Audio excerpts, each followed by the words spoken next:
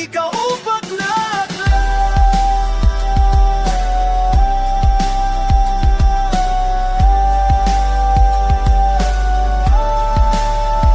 Unyam Diyos miingon, mahimo ang mga kahayag gihasawanan sa kalangitan naron sa paglain, sa adlaw gikan sa gabi. Ug mahimo nga ihana na lang sa mga panahon, na lang sa mga adlaw ug sa mga tuig. Ug mahimo sila nga mga kahay gihasawanan sa kalangitan naron paghatag ug kahayag gipabo sa yuta.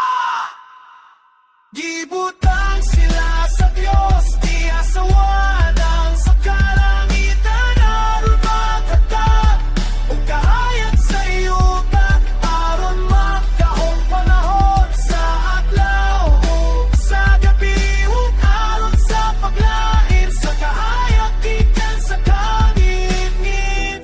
Ug nakita sa Diyos nga kini maayo, di ay kagabiyon ug di ay kabuntagon. Di ay kagabiyon, di ay kagabiyon ug di ay kabuntagon. Kaupat na adlaw.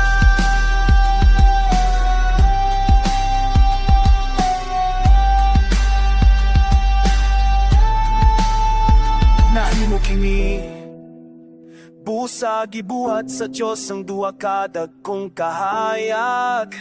Ang labaw kahayag magdanag panahon sa adlaw, ug ang gamay kahayag magdanag panahon sa gabi. Ug gibuhat usab niya ang mga ngapito